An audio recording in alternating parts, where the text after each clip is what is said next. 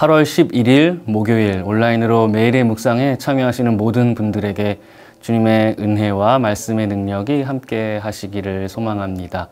오늘은 신명기 21장을 함께 읽는 날인데요. 1절의 말씀 함께 읽고 묵상을 나누기를 원합니다.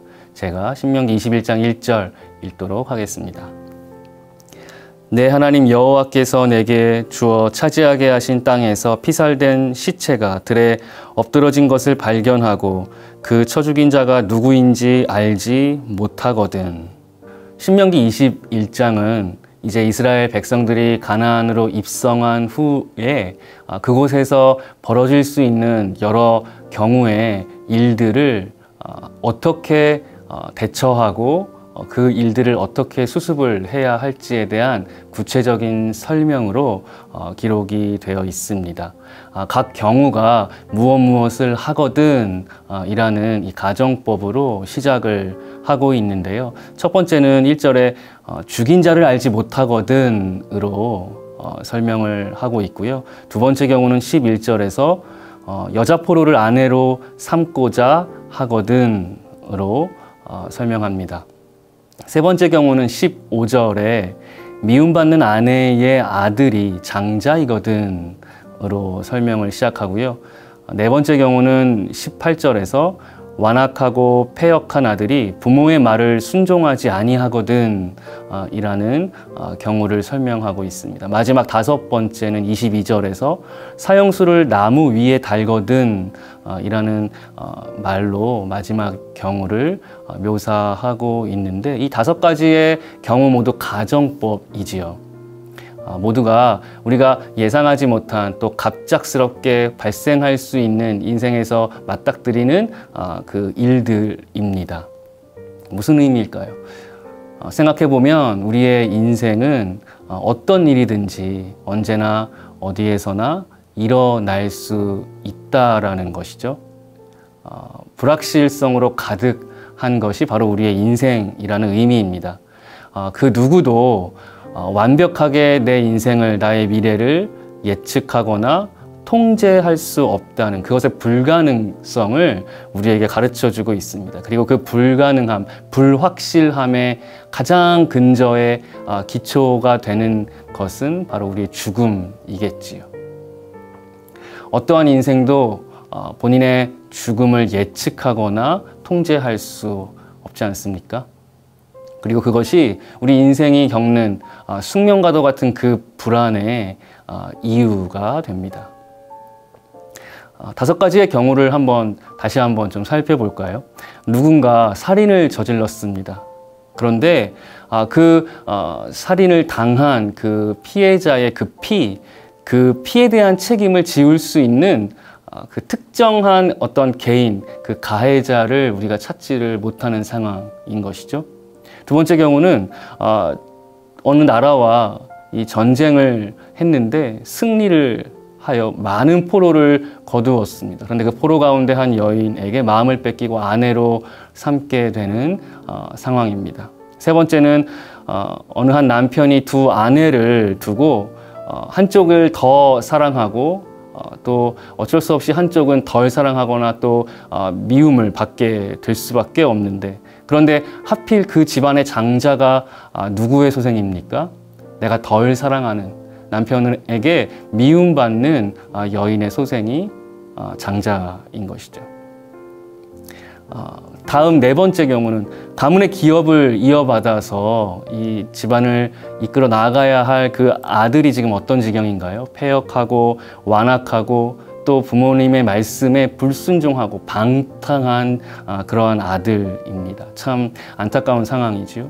그리고 마지막 다섯 번째는 우리 마을과 또 공동체는 언제나 건강하고 또 행복해야 하는데, 그러기를 바라는데 하필 우리 가운데, 우리 안에서 사형 판결이 나고 그 사형이 집행이 되었다면 우리는 그 사형 집행에 대하여 어떻게 대처하고 반응을 해야 하는가?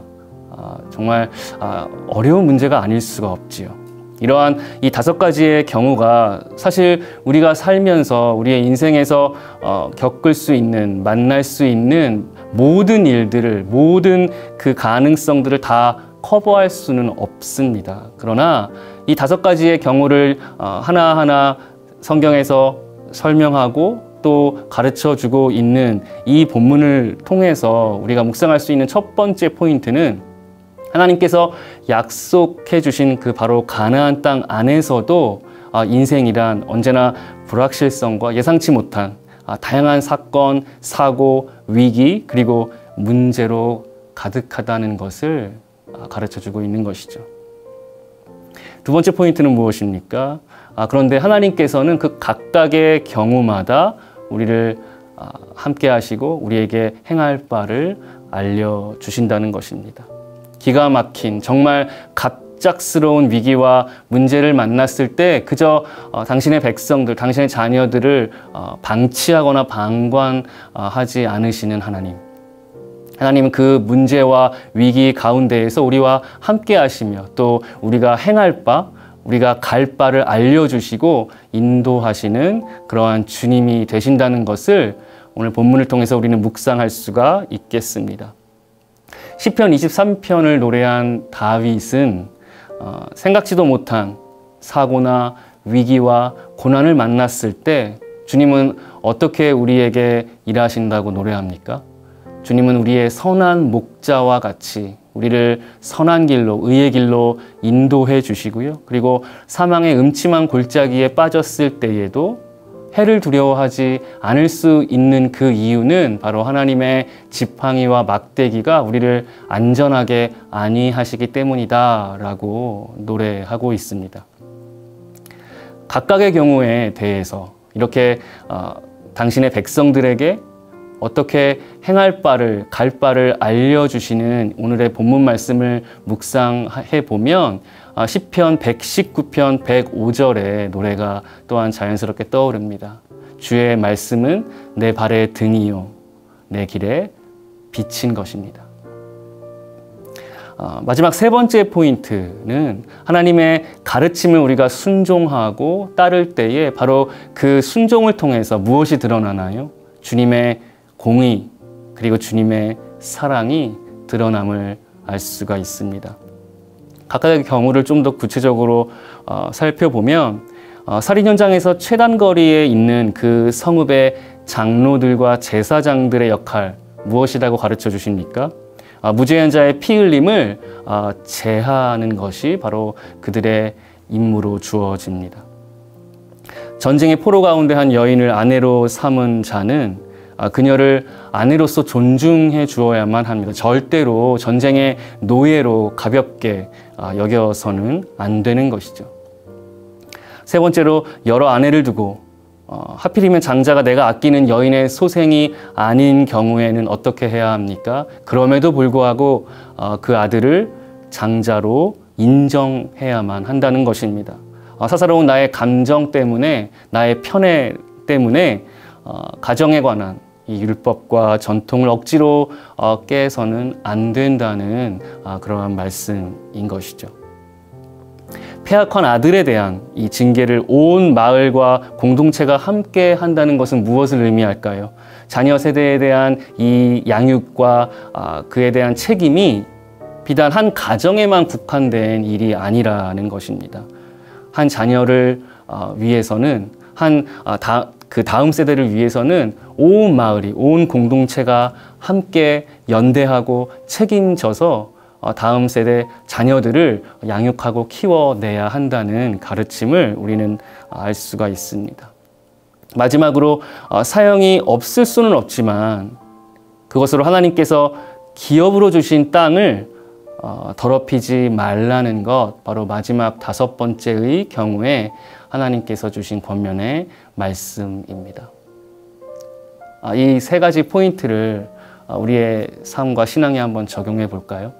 우리가 살면서 우리가 다 통제하지 못하고 완벽하게 예측하지 못하는 인생의 여정에서 갑자기 만나게 되는 엄청난 고난과 문제와 위기 당연히 있을 수 있지요. 그런데 그때 하나님 어떻게 하십니까? 우리와 함께 하시고 우리에게 행할 바를 알려주시고 우리의 발걸음의 빛과 등이 되어 주십니다.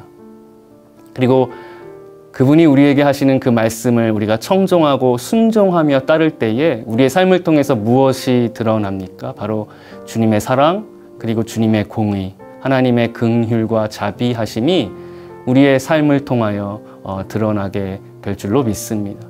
바라기는 오늘 하루를 살면서도 우리가 무엇을 겪을지 모르는 불확실한 그러한 삶을 살게 되지만, 그러나 그러한 모든 위기와 문제, 아픔을 통해서도 하나님 우리와 함께 하시며 당신의 사랑과 공의가 우리의 삶을 통해서 드러나기를 바라신다는 것 꼭 기억하시고요. 우리의 삶을 통해 그러한 하나님의 성품, 하나님의 역사가 드러나고 우리의 삶이 그런 하나님의 귀한 그릇으로 쓰임받는 복된 하루 되시기를 주님의 이름으로 축원합니다. 하나님, 그렇습니다. 우리의 인생은 참으로 연약하고 또한 제한적이어서 한 치 앞도 예측하거나 통제할 수 없는 그러한 인생임을 주님 앞에 고백합니다. 우리가 오늘도 만나게 될 지금은 알 수 없는 여러 문제와 아픔, 위기가 있을지라도 그 가운데 우리와 함께 하시며 우리의 갈 바를 알게 하시는 하나님의 말씀을 청종하고 순종을 통해서 오직 주님의 영광, 주님의 사랑과 공의 드러내는 복된 하루, 주님의 귀한 자녀로 살게 하여 주옵소서. 예수님의 이름으로 기도하옵나이다.